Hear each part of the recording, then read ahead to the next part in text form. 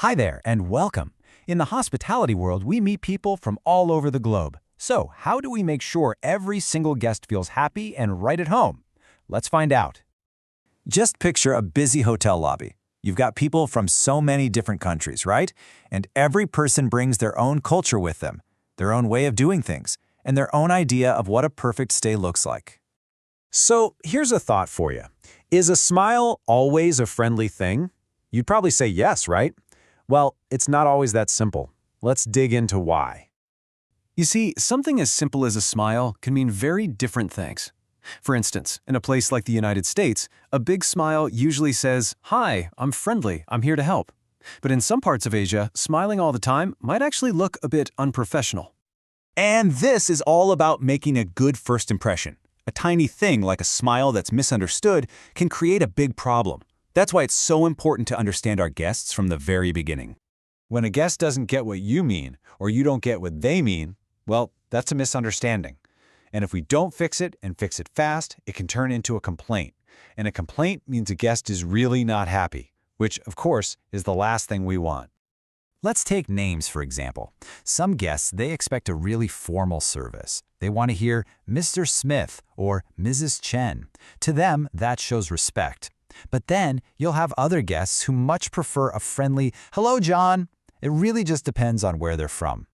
So the big question is, how can we understand our guests better? Let's go over a few key ideas. You can think of these as our tools for really great communication. First up, let's talk about culture. What is it? Well, it's simply the way a group of people live. It's their food, their music, their traditions, everything.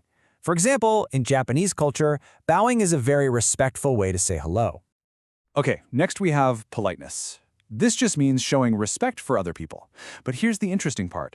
What is polite in one culture might be different in another. In some places, being quiet is polite. In others, being loud and friendly is the polite thing to do.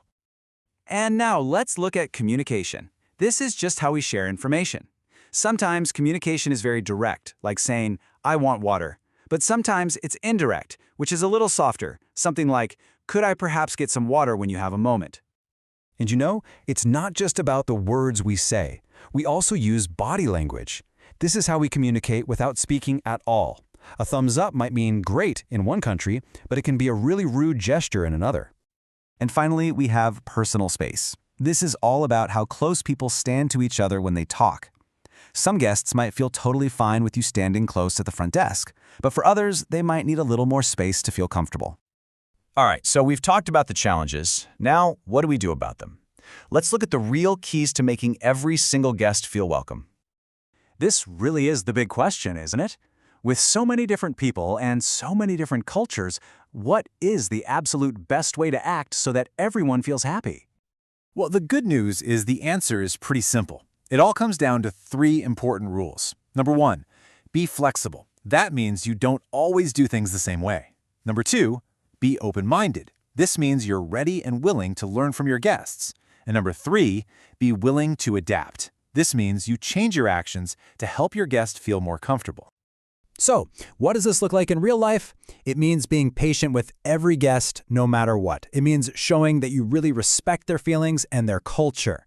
That's how you create a warm, wonderful place for absolutely everyone.